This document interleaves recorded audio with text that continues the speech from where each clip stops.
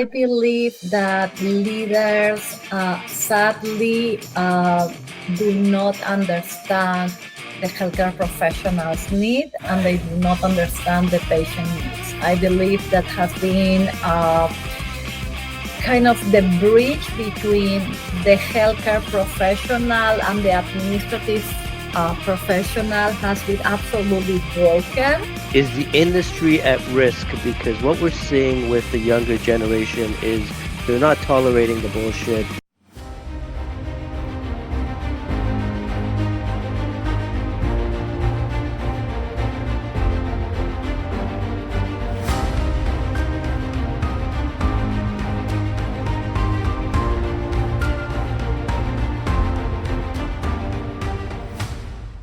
And welcome to another episode of the RK Leadership Podcast, where we help empower tomorrow's leaders through the sharing of knowledge, experience, and inspiring stories.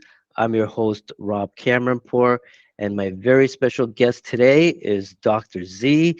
She's a triple board certified an ambassador at the Extraordinary Women Leading Change. She's the CEO of Virtual Being MD, and she's an author of a book called 3G Cycles of Life. And I can go on and on for days with respect to her accolades, but I wanted to pass it over to her to kind of introduce herself. But before I do that, I wanted to take this moment to say thank you so much, Dr. Z, for being here with me today and accepting to be on my podcast. It's an honor to have you, and I'm excited for this discussion with you.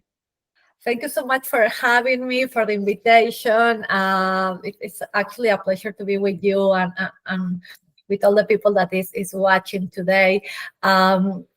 So yeah, I have all these decorations on my CV, right? But I believe that, I mean, I will not minimize them, but I believe that those are not the most important. I am a mom, I am a wife, I am a daughter, I am a friend, I am a Latina. So hola para los que hablan español. I am an entrepreneur, and I am a human being, right? That and I believe that those are the most complex achievements. The other things are take extra effort and to study and things like that. But I believe that being human is already complicated, and we all.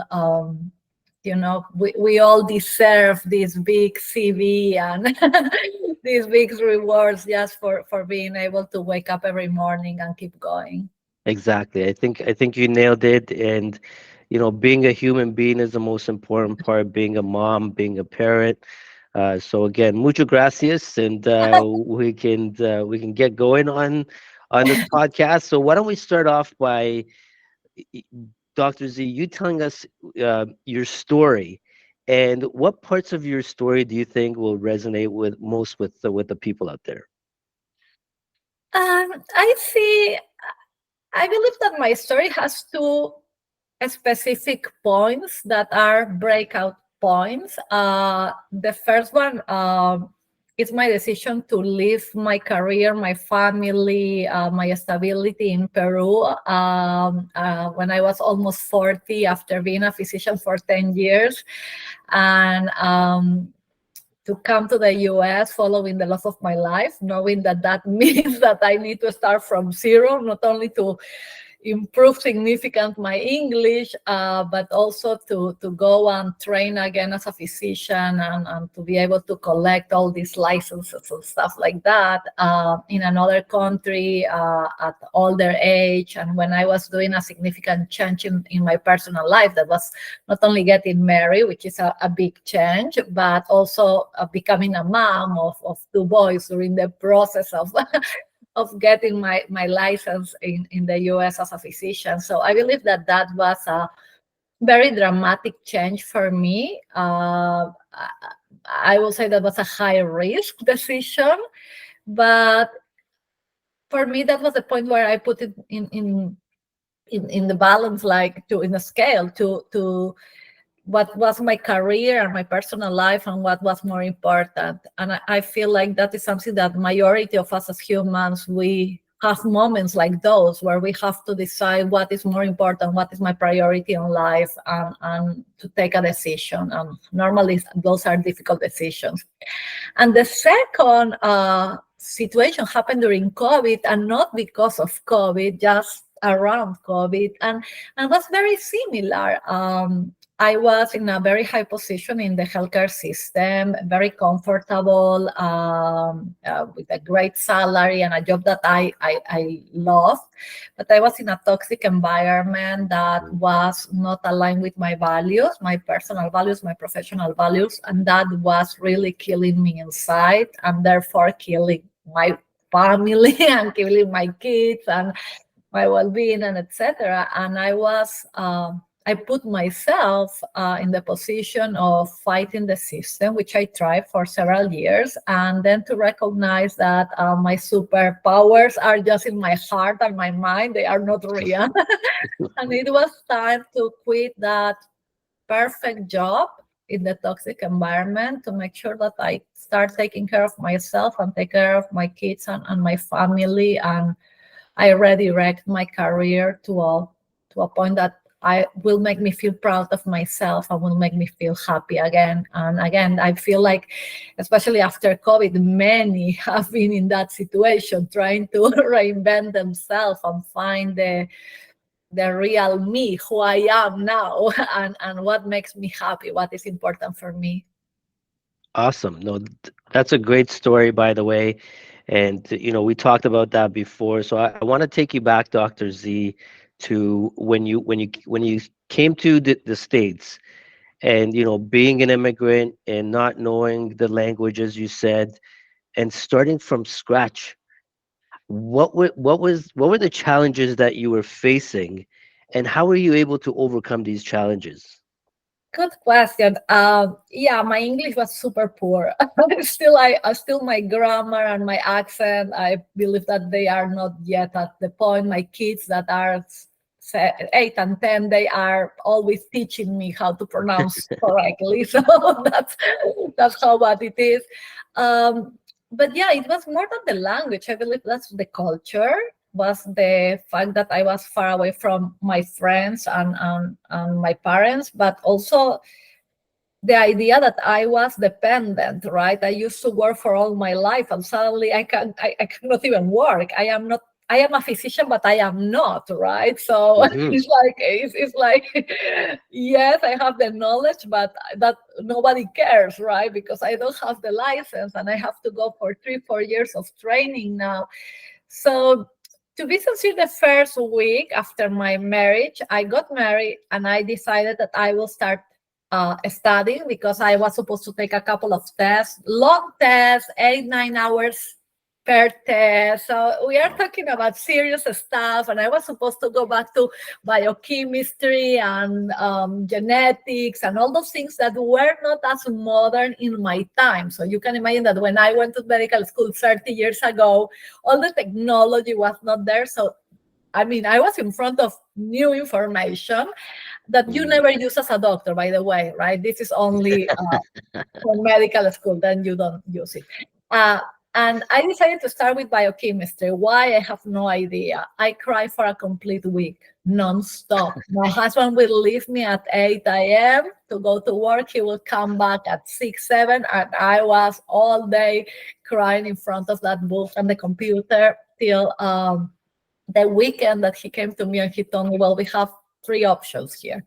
Or you decide that you will not do medicine in this country and you can be whatever you want. You can reinvent yourself. You can be a mother, whatever you want. I will support you. Nice. Or you go back to Peru, we get divorced, you go back there and you stop crying here and you go back to your career there, or you stop crying and start studying and we end with this craziness because we cannot live like that. I was so upset with him, but he was right, and that was the end of the crying. And the start of my career in this country. I went through all the testing, I went through all the training, I did the 30-hour calls, I did it pregnant and with kids and Nice. breastfeeding, and I am here. So if you ask me what's the trick, probably a positive attitude, and of Mm, course grit, and having a clear goal. But I will say that all that doesn't work if you don't have support. You need support from people. You need people that mm. believe in you and believe in your goal, and that will be cheerleading you during the good days and will be pushing you the days that are more difficult. That's right. And it's Dr. Z, some people struggle with that, having the support. And sometimes, I find that you have to be your biggest cheerleader in life, because you will lose some of that support at times, or they won't be around you at times, or, it's not there constantly when you need it, especially if you are alone. But that's absolutely, it's great to have. But I think when you decide to become your own cheerleader and push yourself, I love the word grit, by the way. um so that those are excellent points to convey to the audience today. Now I want to take you back to the 30 years prior to becoming a doctor. Why did you decide to become a doctor? For wrong reasons. It was a mistake. I love it. I love your honesty. I never wanted to be a doctor. I used to faint in front of blood. I am at the end. This was to the extent that I am vegetarian because I was not able to be close to meat. Uh, and I will not be able to go to the supermarket in the meat part. I will be like feeling sick. And actually, I wanted to be a psychologist or someone that Mm, save the world and help people, but not in, not in the way of a doctor, for sure. Even today, I am very scared of needles, to be sincere. Terrified. So my best friend, I met her like when we were 3, so we were together all school. She decided that she wanted to be a doctor. She wanted to be a doctor since ever. And she came one day to me when we were 15 or 16 and told me, you know what? I decided that since you want to be a psychologist, better you to be a psychiatrist. You will use a white coat. People will call you doctor. You will earn more money. And the best part is that we will be together in in medical school. Since I didn't have family in medical school or in the doctor's world, I didn't know that for psychiatry you need to go through all the blood and all the rest, right? So I say, of course, like why not? So I came that day to my house and I explained that to my parents. So my parents imagined, I mean, they were like, no way, we are not paying medical school, we are not supporting you, you will faint. That's not for you. So you need to tell no to an adolescent, right? So that adolescent will get it done. nice.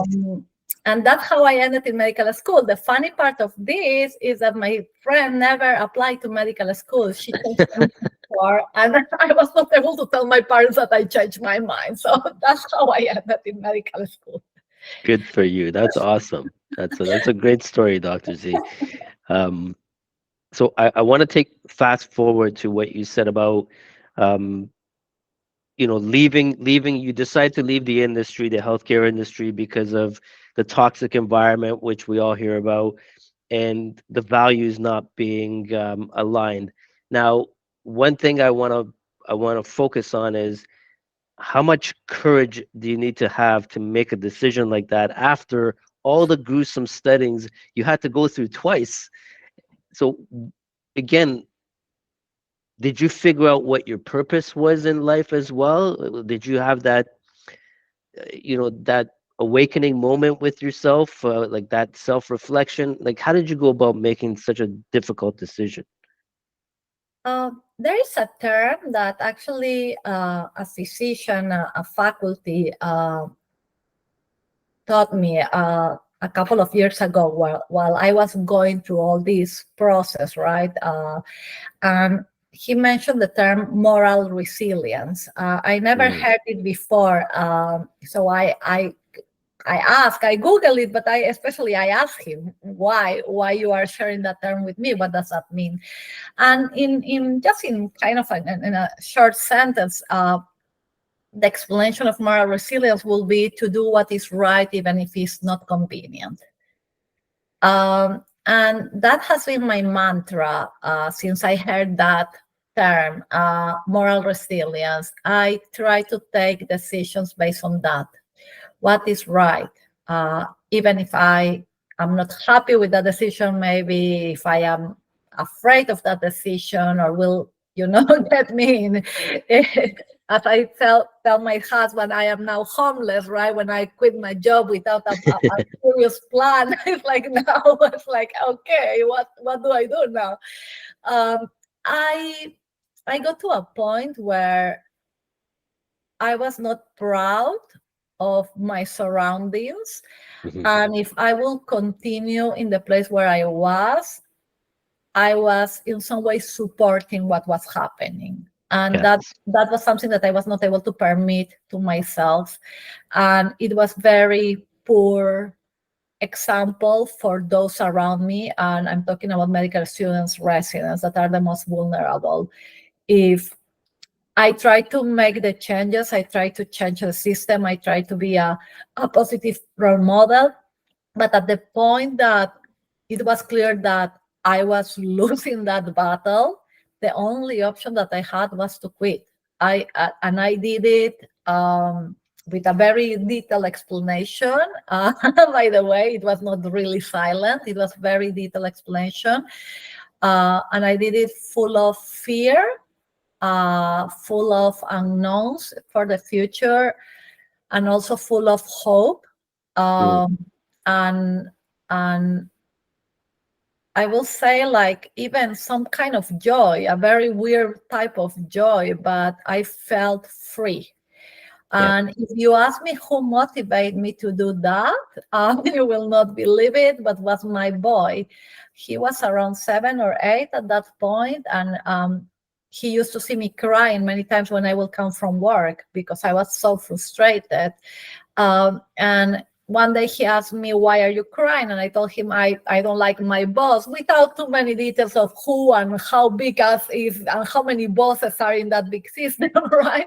That's And right. he told me, "Well, mommy, if you don't like your boss, you quit and you become your own boss." And the day that I quit, I came to my boy and I told him, "Baby, I believe that now I am my own boss. I quit." And he's like, "I'm so proud of you." Nice. Nice. That's amazing. And honestly, Dr. Z, you are superwoman, and with all your accomplishments and everything that you've been through, and the types of decisions you're able to make in life, it takes a very strong and dedicated person to make these decisions. And I'm sure that your kids are proud of you, and you're a good role model for your kids, and that's what it takes. We as parents have to be those role models for our kids, and because they look up to us, right? So Yes, but we can learn from them. A couple of days ago, my boy asked me to hear a song that we love a lot, especially him. It's like the last song of the movie Barbie. If I am not wrong, the name is "What I Am Made For." mm, uh, and from Billie Eilish, if I am not wrong. I hope I am not messing up this information. And the song really asks like why I am here in this world, right? Why mm, you brought me to this world? Why God or whoever is, creating the rules of life sent me here? And he started crying because he had this a bad day that day, and he asked me, "Mommy, what I am made for? Why mm, I am here?" And my answer was, "You are here to make me a better person." mm. uh, because I truly learned from him, from both of them actually. But we sometimes underestimate the things that we can learn from others that maybe have less age or less, diplomas and That's right. certifications, but they have a pure soul and a naive, That's heart. right. They are more pure than us. Yeah, I strongly believe in that, Dr. Z, because I think kids, they don't have filtered, they're not influenced by society yet to have certain beliefs. So their mind is so free, right? Yes. It's beautiful actually. And then, they turn out to be like us with Well, we, various we should try to avoid that. It's okay. yes. And this is why they say, sometimes pretend you're 5 years old again, and let your imagination run free. That's the reason, because you're just free, right? You're free to think clearly. So To be that's beautiful. creative, right? Yeah. We are so constrained by the world and the rules, and I Yes, understand and I respect rules in many ways, but I believe that we have so many rules that do not necessarily apply in a positive way to our lives and our needs. And that's right. being free to feel, being free to express, right? With respect to others, Yes, absolutely, right? With boundaries is so important, absolutely important. that's right. Now, one of the topics I want to talk about and discuss, and this is something, you and I did discuss briefly on our call, and one topic that I get a lot of feedback from. I talk to a lot of nurses, and I hear a lot of complaints from them, Dr. Z, from the lack of leadership, which is a common issue. Now, what do you think is a real problem with the healthcare industry when it comes to leadership? I believe that leaders sadly do not understand the healthcare professionals' need, and they do not understand the patient needs. I believe that has been kind of the bridge between the healthcare professional and the administrative professional has been absolutely broken. There is not a real connection. It's more friction and disrespect and so many other things. I will call even abuse in some ways. Hmm. That what has been generating through the years is a bigger gap in care. We have one side of the system caring about the pain of a patient, the feeling of a patient, making sure that it spends the time that the patient needs, right? And you have the other extreme thinking about chin chin chin chin chin chin, how much money I am doing and how many patients do I need to introduce fast and furious in that room to build more. And productivity is not quality.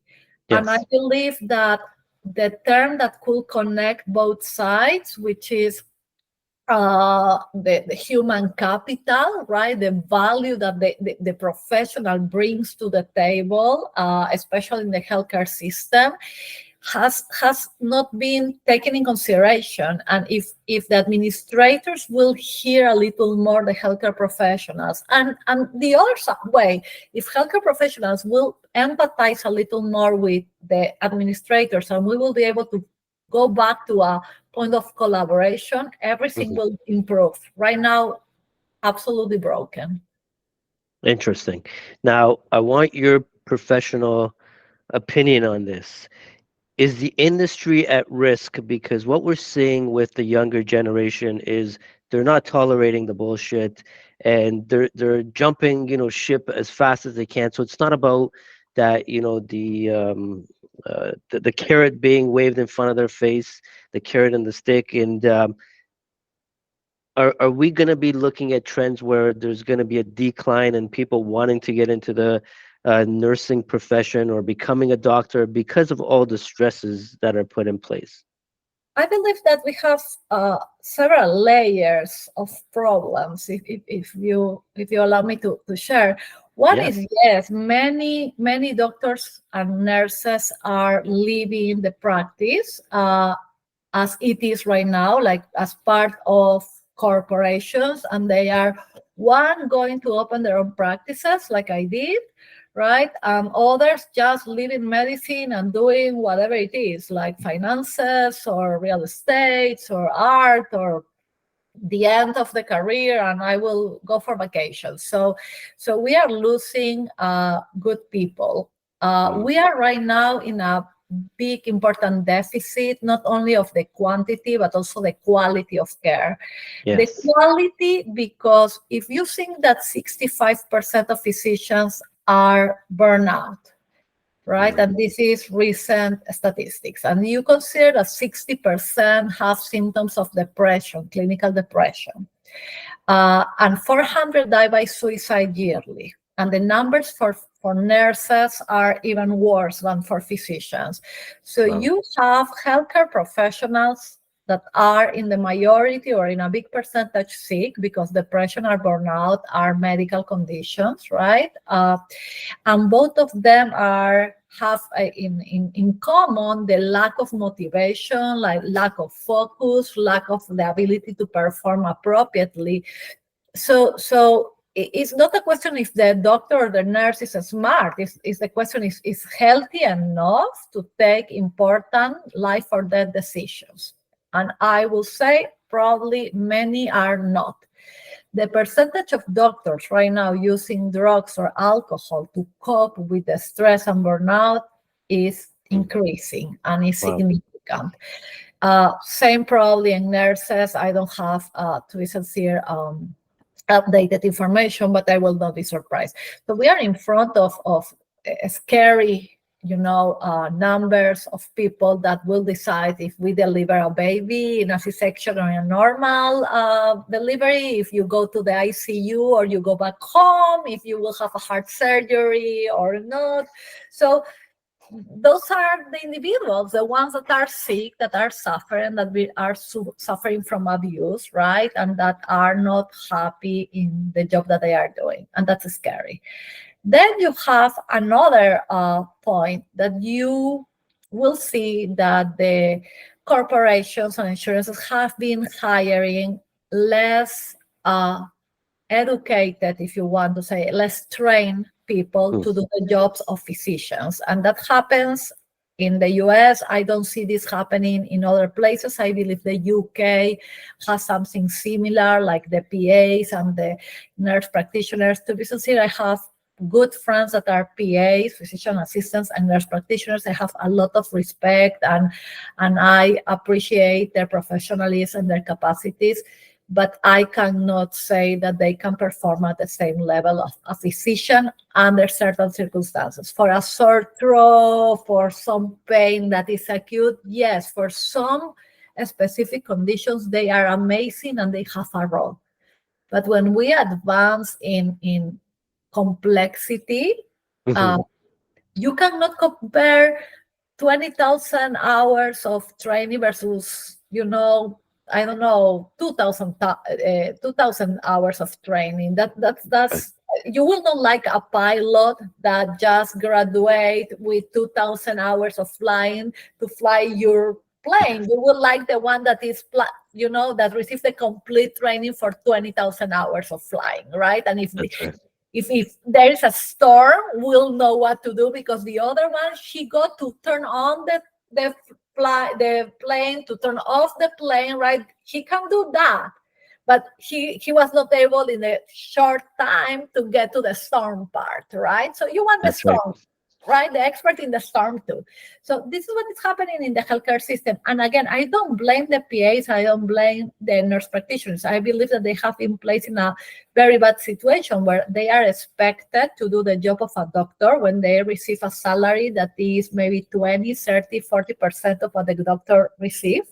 Mhm. And the only one that benefits from that, corporate and insurance, because the insurance is still billing you exactly the same to see the Yes, doctor than to see the PA.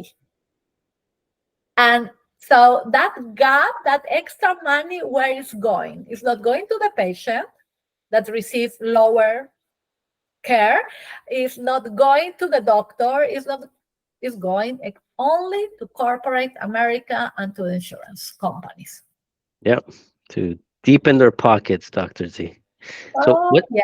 uh, what what scares me with what you just said is with respect to the stats of the depression, the suicide rate, and the burnouts.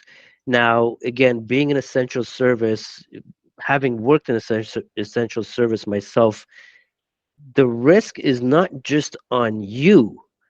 The risk is on the patient as well, because remember, you're going to work, and if you're not in a complete state of mind and you're not focused, imagine the care that the patients are getting. Below what is acceptable. It's And scary. Yeah, scary. I met a doctor, a ophthalmologist in a conference. Very nice gentleman, lot of experience, and he was sharing, like, like if every day that he sees around 50, 60 patients, 50 or 60 patients in a typical day, and that he had just recently 75 patients one day. And I mean, of course, he's not doing primary care. Of course, it's more focused to the eyes, but it's still challenging. It's still a medical decision, right? Forget about how tired you have to be to do something that is, so focused. And I was thinking, so if I go 11 a.m. to see this guy, right, this doctor, probably he's already 30 patients. I don't want him to touch me. That was the Yeah. first thing that I thought. It's like, oh, if I have an appointment with him, I will go at 8. Imagine the surgeons, imagine the cardiologist, right? I mean, you need an appointment at 8 for any procedure because the amount of stress and procedure that your doctor will have to do Yes. until 3 p.m., forget about that.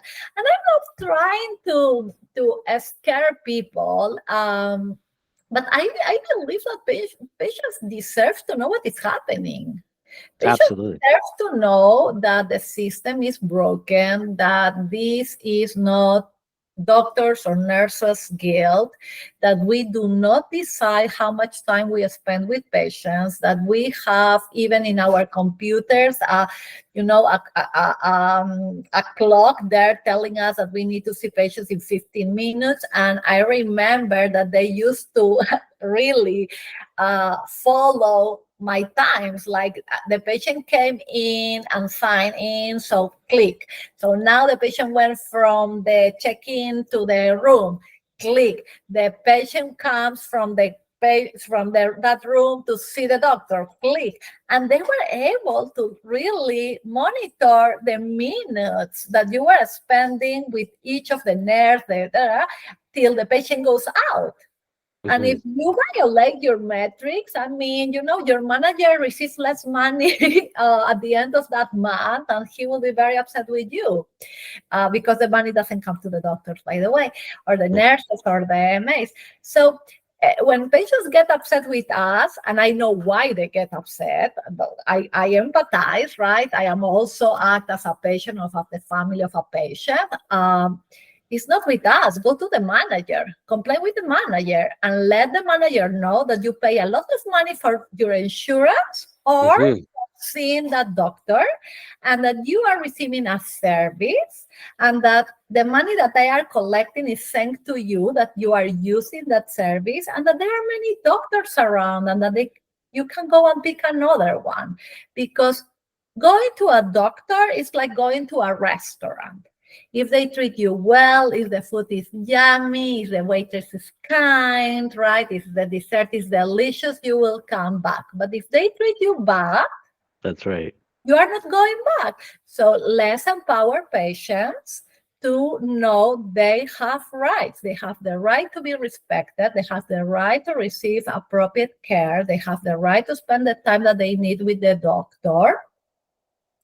And they have the right to ask questions and receive answers That's right. because they are paying for service. This is not charity. Yeah, and Dr. Z, that those are great points. And I think where people are stuck is, again, in terms of the awareness, I don't think there's enough awareness there as to what's really going on behind the scenes.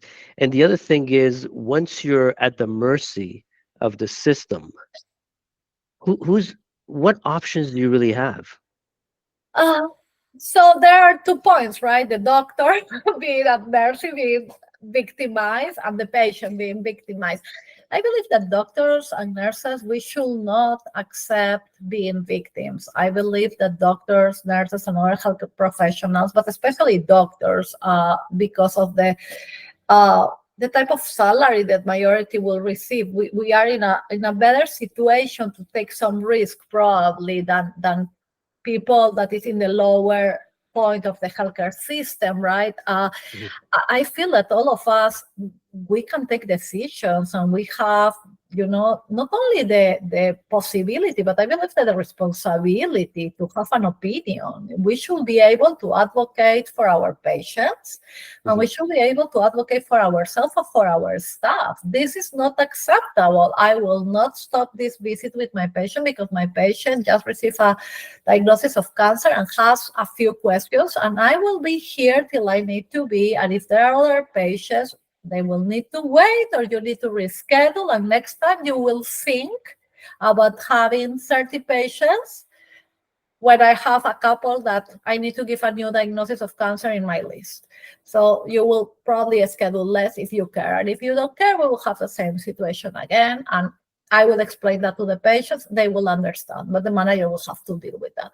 Because if we don't start doing these things, and if we don't start advocating for the patient, and we do not advocate for our right to practice medicine in the correct way, we Mhm. promise when we graduated, we promise that we will not harm patients. We promise that we will help. We promise that we will do right things, that our ethics will be, on the top.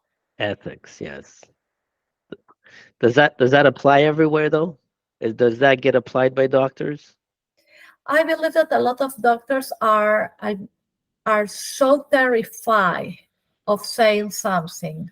And Mm, if you think about the level of abuse, and many don't like, and I include myself, I don't like the term burned out as a way to describe what happens in the healthcare system. I believe that burnout is the consequence of what happens in the healthcare system. absolutely. So what happened in the healthcare system is moral injury. You are not allowing doctors, nurses, and other professionals to practice in a way that is aligned with their values, with their knowledge, with their ethics. And at some point you can maybe, like, you do this and this, right? Like, you can kind of navigate certain things and say, okay, it's okay, I will not eat today and I will see these extra 3 4 patients. It's okay. But at the point that when you start really compromising your patients, that hurts. That Yes. hurts because you go that day, and at least for me, I used to go home and be at bed and thinking about, did I do right? Was that enough? Do I feel proud of myself? And that's a very hard feeling. Not to be proud of yourself, Yeah. it's painful. It is, but again, I think a lot of times we've seen it with various industries that it comes down to the old mighty dollar. And I'm going to ask you a controversial question, and I might get banned for asking you this or going through this, but I'm okay with pushing the envelope. Now, we all know, and I'm sure a lot of people want to ask this question, but they just can't, and it's because of the fear. So we all know the pharmaceutical industry is a multi-billion-dollar industry, and my opinion is they push drugs onto unnecessary drugs onto people, and they're doing it through the doctors, which again, I think, as an engineer, we have that code of ethics too that we have to follow, but does everybody follow it? No. And I think for doctors, again, what has your experience been with that, and what are your thoughts on the pharmaceutical industry and the whole ethics part there, and what we're doing to people and the side effects of those drugs? So I have a few different point of view based on my experience. I remember working a very poor hospital when I was training in Peru. Very poor hospital, to the point that we as medical students will stop eating that day and will use our money to collect and buy medication for the patients, because if not they will Nice. die, right? We will be taking turns for days because there was not a ventilator, and we will be pushing the ambulance just to keep someone alive, or things like that. Very kind of heroic, right? Things that we don't see normally in the US, but That's right. that's the reality in many countries outside the US, right? Especially decades ago.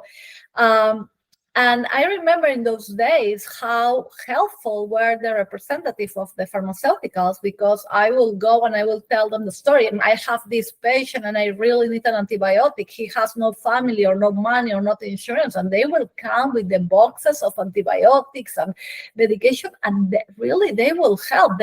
I can tell that I saved many lives thanks to the pharmaceuticals and their representative. And they were part of our team. They will know and they will care and they will really help. I never received any money from them or so, because actually they were giving me for free a medication for someone poor. So I came from Peru with that vision of what pharmaceutical industry is and the value that they have. I know they are a business, they produce products, they sell them, they make money. I have no problem with people making money. I Correct. just believe that has to be this other side, right? This Robin Hood side where yes, Yes. you make money, but you help. In this country, the first thing that I heard is you cannot receive any present, any tablet, anything from someone from the pharmaceutical world, because that is corruption. You will be, unethical, and I don't know what else. It's illegal, probably. And I was so confused because I have so many patients that could benefit from that, and it was restricted. So I feel that was my first shock. It's like, why we are not using them. Let's allow them to keep making money, but let's allow them to help. Correct. And we are not seeing that. And for me, it's very disappointed. So that's in regards of how they could be more helpful if we allow them, in my experience. And the other side, yes, of course, there is not nice people in the world, and they want to make money and put medications or whatever products, right? Whatever it is that maybe is not needed, and push it to make money. Yes, that I'm sure happens. I want to think that healthcare professionals are a little smarter, because if they don't do it for ethics, at least they need to do it because of legality. Because if they mess up with a patient's life or health, they could be sued, and that will end their career. So I don't think, to be sincere, that you will find a lot of physicians or nurse practitioners doing this because of extra amount of money that, by the way, will be illegal to receive, right? Because if that's the case, it's absolutely legal to receive, right? It's like you're jeopardizing something that you worked so hard for, that I cannot imagine. Now, is there a possibility that we are prescribing medications that not necessarily help our patients without knowing it completely? Of course, that is 100% sure. Why? Because we have in our history a lot of examples. The aspirin, right? We were giving aspirin almost in the water. Everybody should give aspirin because that will protect your heart and your brain. Suddenly, just recently, right, a few years ago, oh my gosh, aspirin is not for everyone. Stop the aspirin. We made a mistake. I remember prescribing Xanax 30 years ago. Xanax was the only medication that I used to have available for my patients in Peru for anxiety, and it was correct. It was appropriate. That's what I learned in medical school. Today, I don't touch the Xanax. The opposite. I try to remove the Xanax from any patient that is taking it, because we know that the consequences may not be good long term. I'm not talking about short term, I'm talking about long term, and especially in the elderly. So we've made mistakes a lot. We will continue making mistakes. Yes. Why? Because science changed, because information comes in front of us, and because we need to adapt our practice with the new information that we have. That's how I divide this question. No, it's amazing, and thank you for clarifying that. Again, I'm not painting everybody with the same brush. Corruption happens at every level, every industry. But I think when you're talking about human lives and human beings at stake, to me, it's I don't know, it just gets me it irks me the wrong way. And we can have several discussions about this, but I won't get into it. But we can, that could be another podcast, Dr. Z. Yeah, we can go. Yeah, but again, I want to clarify for those that don't understand. Is like doctors, we are in many ways. If you want to use the word investigated by the system, everything that you prescribe, everything is in records, except that you are in Yes. the black market. I mean, it's not so easy to get to the point to do something seriously illegal and constantly illegal. I mean, there are many doctors that have been, in prison and lost Yes. their rights to practice for things like that. So this is not so easy to be done. Everything that I prescribe is in records. I cannot escape from that one, especially certain medications, right, that are at risk of creating addiction or stuff like that. You need a special license for it. It's a complete process. I mean, in the TV, it may look like it's easy. It's not so easy to get in trouble, to be sincere, and it's very scary to do it. So if someone is doing it, oh my goodness. That's right. But it goes back to like people in general. And some people think that they're invincible to the system or to the laws and the regulations. But Yes. again, I think doctors play a key role in society, and we would hate to see corruption from at least, we think, okay, there's one good industry that's left, but we do hear a lot of bad cases and bad people. I would say people. I don't want to put them. I don't want to put specific titles on people. It's just the people that are not good. Yes, and I believe that what you are saying is so important because again, what you are doing is empowering patients. Patients has Mhm. a responsibility upon their own health. They need to do their Absolutely. research. They need to look into, is this, what's the background of this doctor who recommended it? Is this medication good for me? Really, does it have side effects? And ask questions. You have the right to read, you have the right to ask questions, and you are always have the right to ask for a second opinion. Yes. And thank God for Google reviews. I, I don't know how, to be sincere, I don't know how clean those are. If you ask Yes. my Yes. marketing is a different world, which I am learning now. It's complex. No, I agree with that, but I mean, you will see in some cases where some people did have bad experience, and if you see a trend in that experience, I've seen it. I've seen it with Yeah, certain physicians, and yeah. it's good to know that like you said, you want to do your investigation, you want to do your own research. As a patient, you have that right. So I think people should look into it when The they get a right of chance. the obligation, because you That's can right. just blame others, right? I mean, you are Yes, an adult, you selected that person, you decided to follow what that person was doing without checking. that's Uh, right. I mean, you are part of the combination. So patients are responsible also. This is a teamwork. I always tell my patients, I give you my opinion, my better advice based on my knowledge, right, with good intentions. But then you have to live with yourself the rest of the next 3 months, doing the diet, doing the exercise, eating the pill, or not taking it, whatever it is. So we have a percentage, but the big percentage related to improvement is really related to to the patient. Yes, absolutely. So, Dr. Z, I wanna, before we wrap this up, I've got one more question, and then we're gonna get into the rapid fire questions.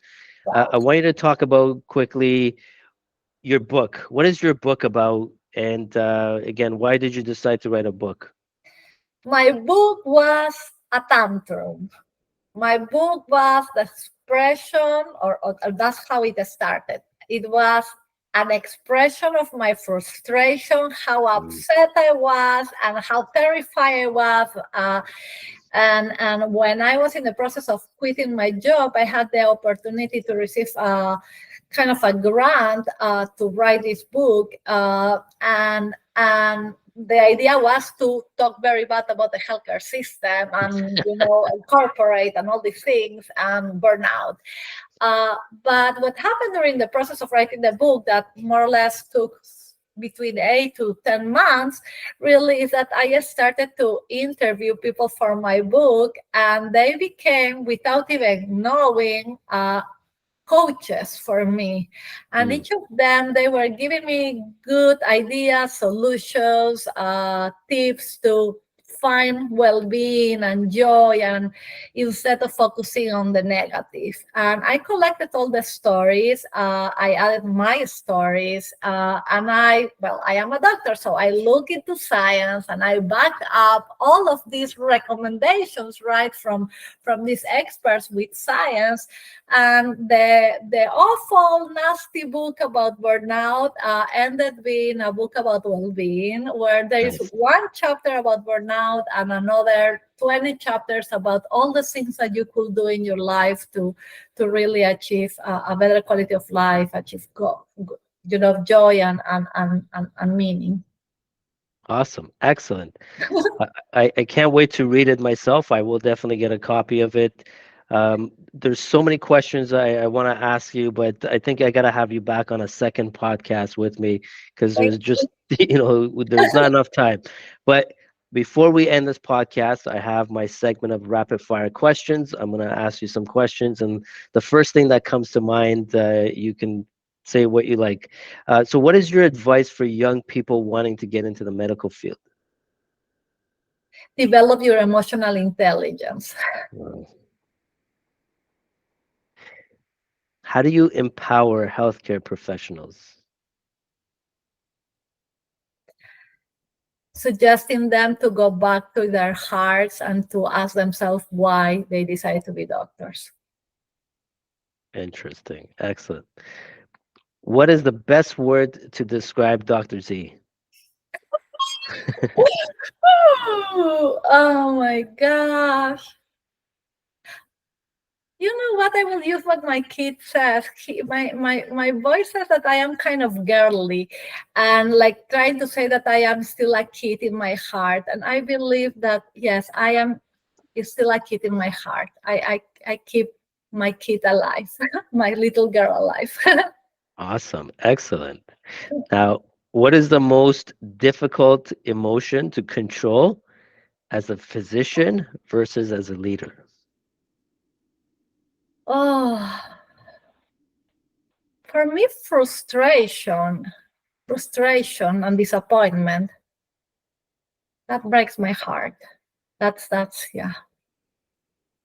And yes, the feeling of unfairness, when something is Mm, unfair, will produce disappointment and frustration. And then it comes with more, but that's how it starts. built up. Excellent. Thank you. And where can people find you, Dr. Z?